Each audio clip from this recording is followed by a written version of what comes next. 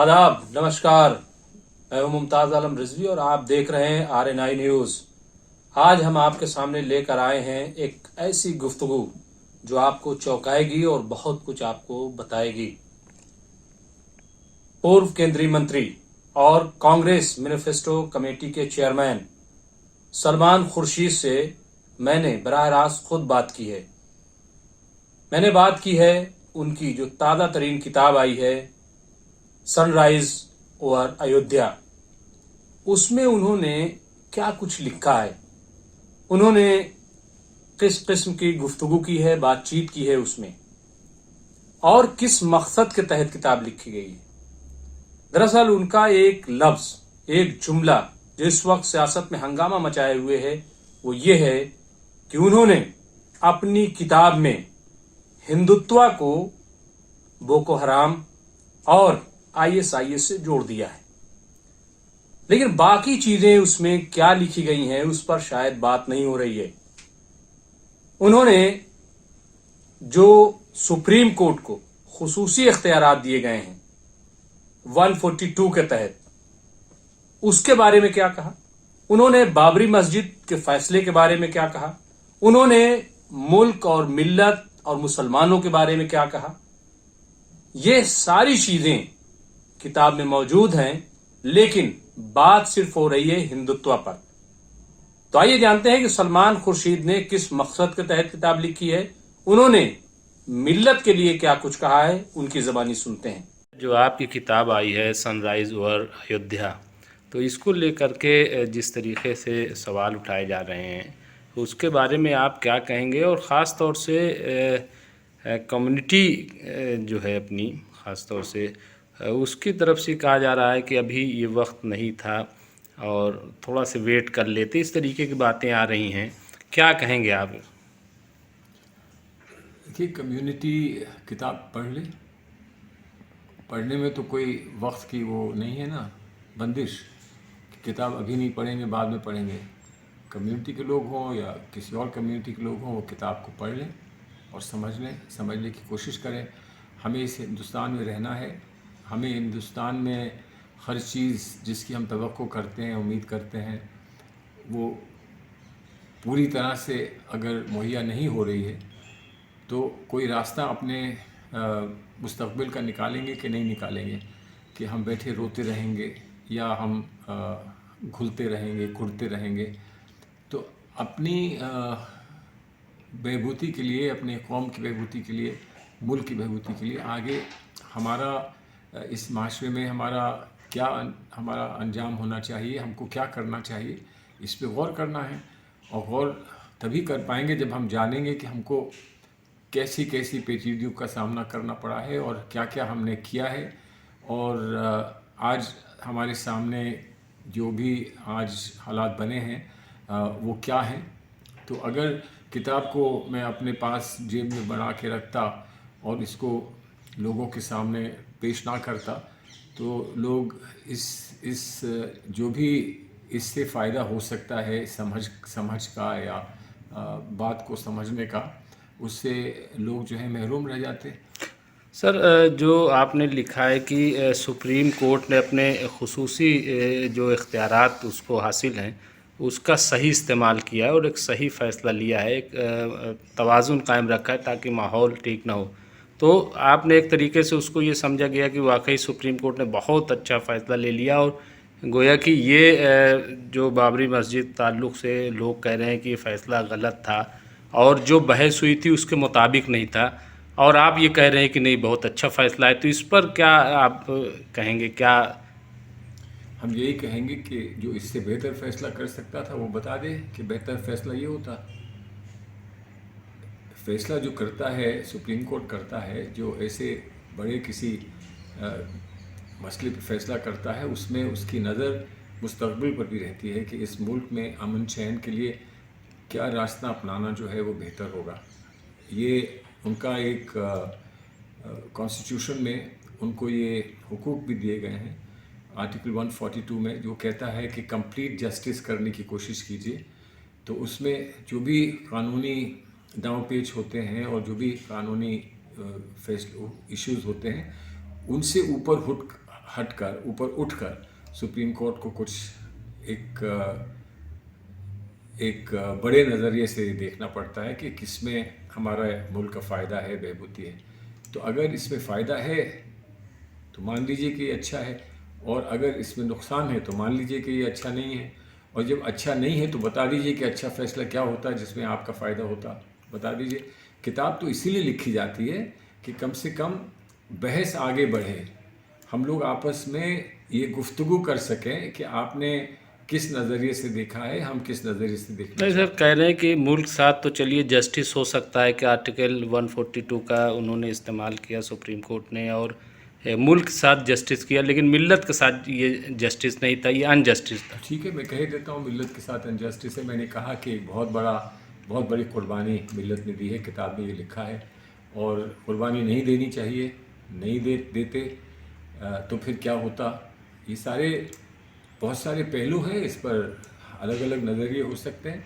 मुझे इस वक्त जो मुल्क के लिए बेहतर लगा, और मुल्क में कौम भी है, कौम के लिए बेहतर लगा, मैंने वो पेशकश की है। उसको अगर समझ सकते हैं तो उसको सर कबूल। मतलब कैसे ये ख्याल आया कि इस पर एक किताब ऐसी आनी चाहिए, क्या? आप जैसी जो सवाल आप पूछ रहे हैं, ये सवाल रोज़ पूछे जाते थे, तो मैंने कहा इन सवालों का जवाब एक किताब में लिख देता हूँ। अच्छा, ये मतलब जो लोगों में कन्फ्यूज़न है या कन्फ्यूज़न है, कोई मैं क्यों कहूँ कन्फ्यूज़न है, लोगों के सवाल हैं, अलग अलग नज़रिए हैं, लोग ये सवाल करते हैं। और मैं ये समझ रहा था कि बेहतर ये होगा कि इसका कम से कम उनके सामने जो फ़ैसला है वो रखा जाए, तफसील से रखा जाए, और उस फैसले पर कोई कमेंट्री और उस पर जो भी वो रोशनी डाली जा सकती है वो रोशनी डालें, फिर लोगों से कहें आप अपना फ़ैसला करिए, आप क्या चाहते हैं। सर मुझे तो ये लगा, जो बहस, चूँकि अभी मैंने किताब नहीं पढ़ी है, लेकिन जो तबसरे आए और जो आपका व्यू आया और कोटेशन आए, तो उससे ये लगा कि बीजेपी जो क्रेडिट लेना चाहती है कि मेरी वजह से ही ये राम मंदिर पर फैसला आया और मैं ही राम मंदिर की तामीर करा रहा हूँ, ये वो, तो उसको कहीं ना कहीं आपने कि ये क्रेडिट ये न ले, सुप्रीम कोर्ट ने एक सही फैसला लिया है जिस पर हम सबको, तो क्या इसमें बीजेपी अगर मुझसे नाराज़ है और बजरंग दल वाले मुझसे नाराज़ हैं, तो कहीं तो कोई होगा हिंदुस्तान में जो मुझसे खुश है। अब ये तो बड़ी अजीब बात हो जाएगी कि सभी नाराज़ हैं, सभी नाराज़ हैं किताब नहीं के। सर, मकसद यही था आपका ये कि मेरा मकसद ये था कि हिंदुस्तान में हिंदू मुसलमान कैसे एक हो सकें, कैसे बीच की दरारें ख़त्म हो सकें, कैसे हम पुरानी बातें छोड़कर आगे का मुस्तक़बिल का पर गौर करें। ये मेरा मकसद था, और वो मकसद एक कहानी लिखकर नहीं था, बल्कि हकीकत को बयान करके था। वो हकीकत बयान करने की कोशिश की। लेकिन सर मीडिया तो उसको दूसरे रुख पर ले गया, वो हिंदुत्व और हिंदू और ये सब उसको नहीं तो अब तो आप उनसे पूछिए ना क्यों ले गए। जो किताब आप कह रहे हैं हिमायत करती है सुप्रीम कोर्ट के फैसले की, उस किताब में हिंदू धर्म को बुरा मैं क्यों कहूँगा, और हिंदू धर्म को बुरा नहीं कहूँगा, उसकी तारीफ़ करूँगा, और ये कहूँगा कि ये सूरज फिर से उठा है। तो मैंने ये तो नहीं कहा कि अंधेरा छा गया है, मैंने ये तो नहीं कहा कि गुरूब हो रहा है सूरज, मैंने कहा सूरज उठ रहा है, निकल रहा है, रोशनी आएगी इस मुल्क में।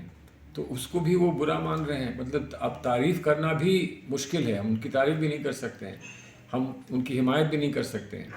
आप कौन होते हैं हिमायत करने वाले, ये सवाल उनका। और आप कौन होते हैं ये कहने वाले कि हिंदुत्व जो है वो हिंदुज़म से अलग है। हिंदुत्व में क्या हरकतें हुई हैं वो सामने हैं। हिंदुज़म एक पुराना, एक प्राचीन, एक बहुत ऊंचा, एक बहुत दूरदर्शी एक मज़हब है।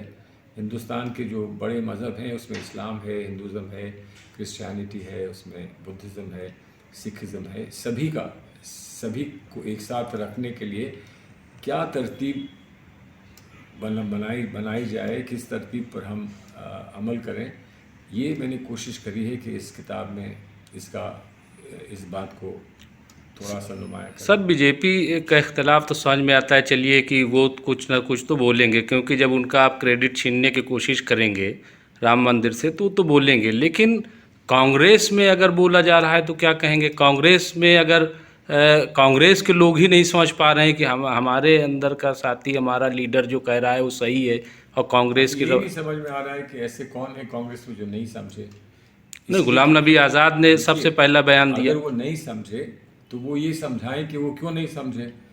अब मैं समझाऊं कि वो क्यों नहीं समझे तो सही नहीं होगा ना। उन्होंने जो भी बयान दिया, उन्होंने कहा कि मैं हिंदुत्व से मुझे इख्तलाफ है, तो मैंने भी हिंदुत्व से इख्तलाफ बताया। तो वो क्यों करते हैं इख्तलाफ और मैं क्यों करता हूँ इख्तलाफ, ये तो जब वो बताएंगे तभी मैं बता पाऊँगा। मैंने तो बता दिया कि वो गलत इस्तेमाल जो मज़हब का करता है उससे मुझे इख्तलाफ है। अब वो क्या चाहते हैं, वो क्या कहते हैं, वो तो वही बताएंगे। मैं उनसे कैसे उनके जहन के अंदर घुसकर मैं कैसे बता सकता हूँ कि उनके जहन में क्या बात थी। नहीं, लोगों ने कहा कि यूपी का इलेक्शन हो रहा है, आप मैनिफेस्टो कमेटी के चेयरमैन हैं, और अब ये पूरा मामला हिंदुत्व, इससे नुकसान होगा। क्या आपको लगता है कि क्या? मुझे मैनिफेस्टो कमेटी की बनाते वक्त ये नहीं कहा गया था कि एक सेलो टेप ले आओ, अपने मुंह पे लगा दो और एक पट्टी आंखों पे बांध दो। मुझे ऐसा नहीं कहा गया था। मुझसे ये कहा गया था, जाओ खुलकर देखो, बात करो, लोगों की बात सुनो, तासुरात समझो, लोगों के जहन में क्या है, लोगों की क्या शिकायत है, लोगों के क्या तासुरात हैं, उनकी क्या तवक्कुआत हैं, उसको बयान करो। तो मुझे ये तो नहीं कहा गया था कि आंखें बूंद लो, आंखें बंद कर लो। लेकिन कुछ लोग चाहते होंगे कि हम आंखें बंद कर लें, कुछ लोग चाहते हो कि हम सो जाएं। उनको हमारी हरकत, उनको हमारा ज़मीन पर उतरना, निकल कर अपनी बात कहना उनको अच्छा नहीं लगता है। कांग्रेस आला कमान का सर क्या इसमें रहा, वो तो चाहे आप सोनिया पता गांधी? करेंगे। मुझे नहीं, तो मतलब कोई आपसे मुझे कोई? मुझे तो किसी ने नहीं कहा कि आप जो कह रहे हो वो गलत है। हमारे पास लेकिन राहुल गांधी ने सर आपकी हिमायत की कि नहीं, आपने राहुल सही। गांधी की हिमायत क्यों करेंगे। राहुल गांधी मेरे लीडर हैं भाई।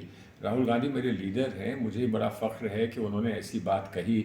लेकिन मैं नहीं चाहूँगा कि उनको या किसी और लीडर को, मेरे जिनको मैं लीडर मानता हूँ, उनको कहीं कोई इस बात की वजह से कोई शिकायत हो, तकलीफ़ हो, कहीं उनको कोई कोफ्त हो, ऐसा नहीं मैं चाहूँगा।